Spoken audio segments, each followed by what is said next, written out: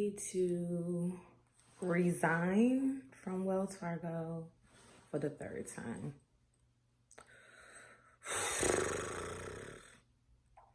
This sucks. So today's the day I'm just going to tell you all everything that's been going on with my life from October to now. But first, let's just get this over with. All right, y'all. So I just got to work and I'm basically just going to go in here, go get my stuff. Look at my little badge. So pretty. Go get my stuff and come right out. That's it. And that is it. That is all. So I had to get a temporary badge because my badge still say I'm on leave. But I had told my manager I was coming back to work today. So I'm going to just go upstairs, get my stuff, and leave. Well, but this with the rest of my badges. Unless I come back. I don't think I'm coming back. I tried 3 times at this one job. I think 3 times is enough.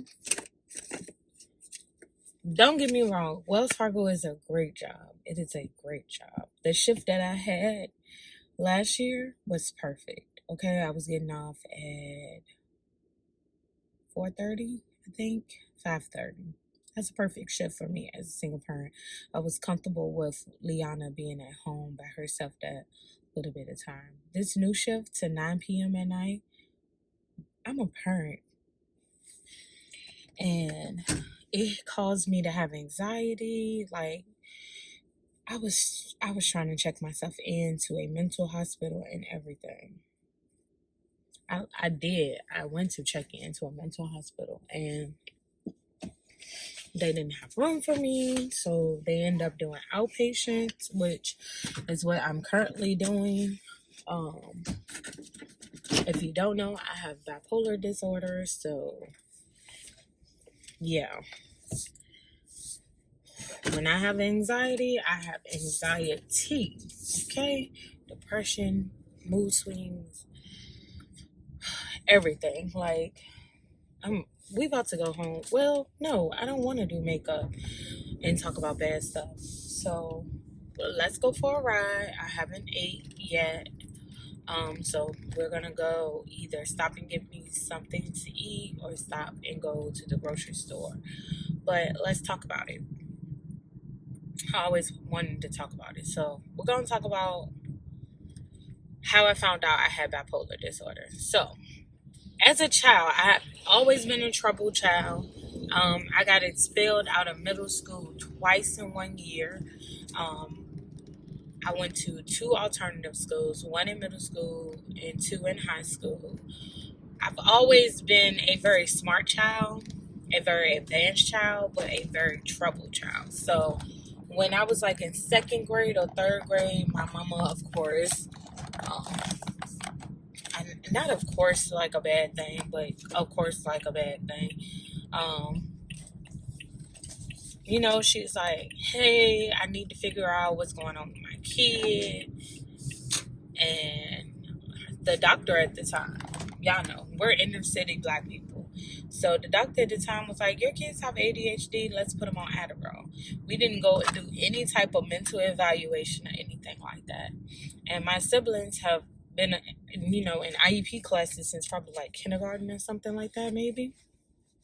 So, being that they had their IEPs and stuff, my mom was like, okay, well, if I'm having a troubled child, it must be something wrong with her too, and put us all on Adderall, right? So I went through school, troubled child, getting kicked out, having loud outbursts and stuff like that. I went to college doing that same sugar honey iced tea, right? I went to college 2 weeks after graduating high school.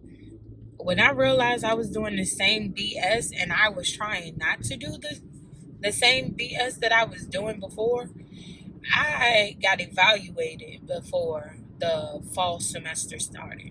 I came home. I was supposed to stay down there from the summer bridge program, do my cheerleading summer clinic, and then start fall classes. Instead of doing my cheerleading summer clinic, I came home to be evaluated. I had a mental evaluation, and that's when I was diagnosed with bipolar 2 disorder and dyslexia on top of ADD and ADHD. Fine. I get my diagnosis. I read up on it because if you don't know, I'm not a big person in medicine and steroids and stuff like that. So I know I didn't want to take my steroids. That's when I started working out. I was like the healthiest I could be at the beginning stages of finding out that I was bipolar. Because they say, working out, it helped balance out.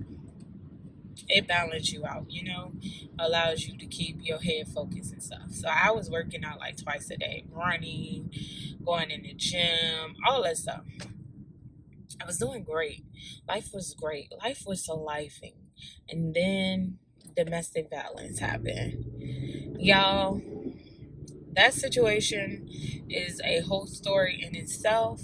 And I am ready to talk about it, but there's some people that I have to talk to first before I just put it out. So I go through my domestic violence situation, and it put me in a place of high anxiety, to the point I did not want to sleep until the sun came up.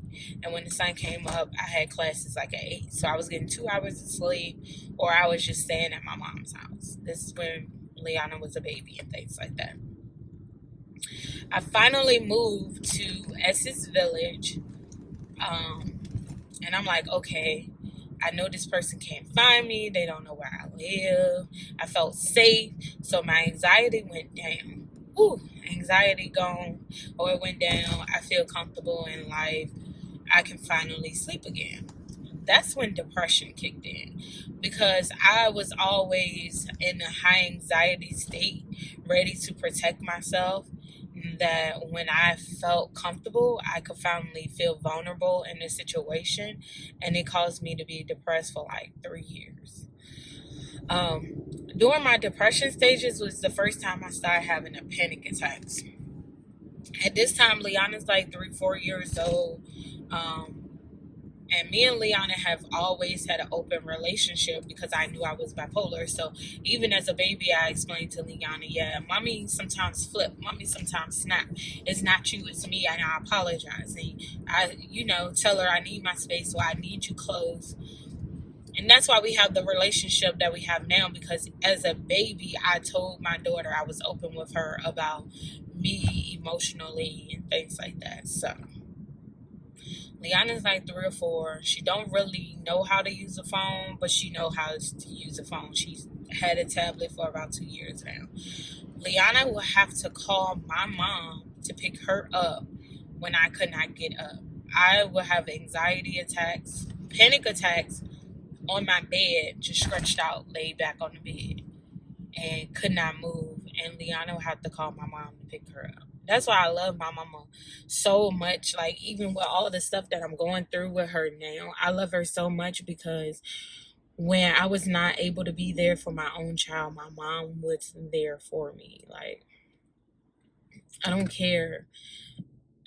And I'll tell y'all the story about me and my mom relationship, but I don't care how mean she treat me, how evil she treat me, the things she say to me. Even though I created my boundaries now and I don't allow it to happen, I'm always going to take care of my mom, because there was time I could not take care of myself. My mom took care of my baby for me. My mom made sure she was good. All I had to make sure was I was taking care of myself. Which is when I started drinking. Got around the wrong people, y'all. If you know me, you know my story. I was drinking every day, all day. This is around like 2015, which is the first time I left Wells Fargo. The first time I left Wells Fargo, the summer of 2015, I had graduated in June. Weeks after I graduated in June, I lost like 5 people back to back. Legit 5 people that mean a lot to me, that had a lot to do with my upbringing, that helped my mom raise me or help guide me in some type of way. Well, 4 of the 5 people. One of them was just my uncle on my daddy's side. But at the time, I was losing so many people that had a lot to do with me that I had to leave Wells Fargo because I was already in a depression state. Adding the alcohol to any type of mental disorder or any type of um, depression or anxiety situation is gonna make a situation worse. So I left Wells Fargo in 2015. Okay, boom. I started drinking. This is the days where I didn't care. Like Liana was good. I made enough money to buy Liana clothes for a whole year. My whole thing was as long as Liana had clothes for a whole year, everything else I can figure it out. I always did. So 2015 to 2018, I was just blackout drinking, getting drunk every night. And me getting drunk and stuff like that, um, it helped me out. I wasn't depressed anymore because of course I was drinking. So, and I'm a happy drunk. I'm an energetic drunk. I'm not an angry drunk person. And again, that's probably like my bipolar disorder, how alcohol works with me. So I'm having a good time. I'm enjoying life. And then I'm like, dang, but I want to get my stuff together. You know what I'm saying? I want to go back to work because there's things I want to do. At this point in my life, during that time, I'm like, I want to move. I want to move out of Richmond. I feel like a fresh start would do me justice. So that's when I get my job working for the Medicaid DMS contract. And, that job, I was making a good amount of money. I was working overtime and stuff like that. And I was making a good amount of money. I had started building on my savings account again. And I decided to move in my mom's house because I wanted to renovate her house before I moved. Because my goal was when Liana graduated elementary school, so right now I would have been moving out of Virginia. So I had moved in my mom's house to, upgrade her house. Then the pandemic hit. Then my mama threatened me every day to make me homeless with my child. My mama called the police on me every day. Okay? I feel like that's what brought my panic attacks back because of the way I was being treated. Y'all, I was drinking a fifth of alcohol a day at this point. Like at first, I'm drinking, taking shots, but I'm drinking with people. So I'm not drinking a whole bottle by myself. Living with my mama, I was drinking a fifth of alcohol and 2 bottles of wine a day. Or half a gallon of wine and a fifth of alcohol. I don't know if that's the same measurement or not, but that's how bad I was drinking alcohol during the pandemic. Boom, forget the apartments we at now. I'm like, okay, Letha, this is your time to get your life back together. Y'all know I went to back to Wells Fargo in August because I always liked Wells Fargo. That was a great job when I had it when I was in college. When I was graduating college, it was a great job. I was like, this is a great opportunity.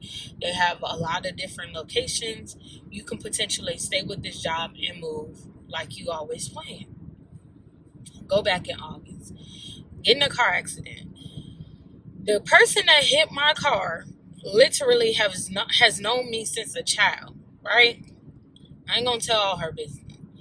She literally hits my car and says she has insurance. Call her insurance company. She ain't had no insurance. So I had to literally resign because I did not have full coverage.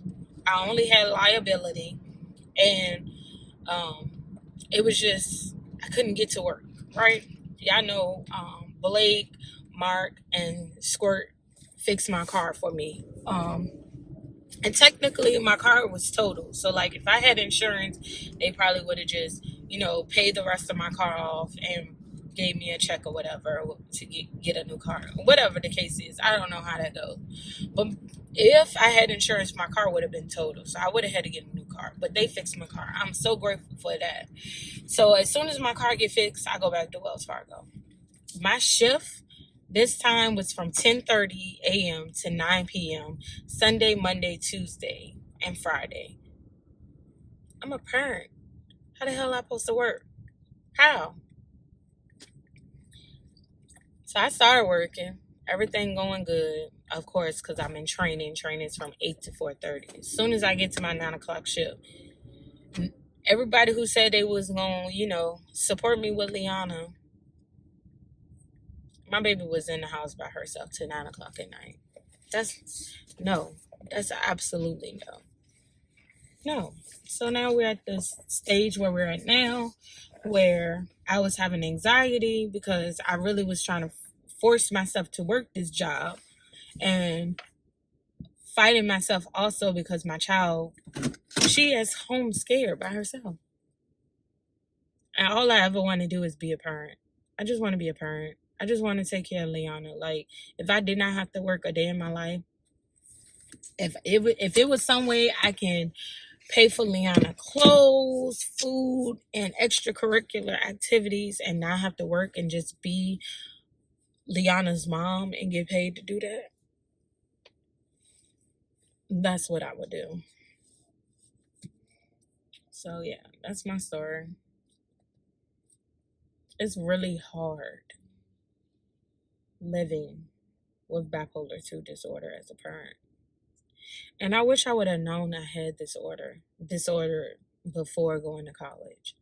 Like, I really feel like the school system let me down. My doctors let me down.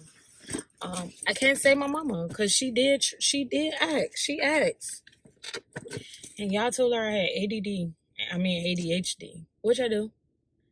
But I had a bigger problem than that. So that's my life. Thank you for joining. So what we're about to do, I just resigned my job. How am I get money? Well, I applied for Ulta and Sephora.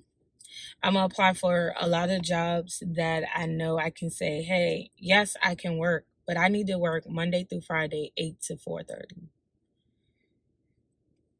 That's what I'm willing to do. So wish me luck. If y'all know any jobs that's hiring, let me know.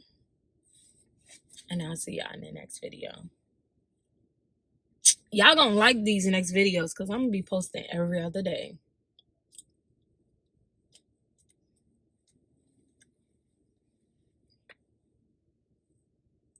Peace.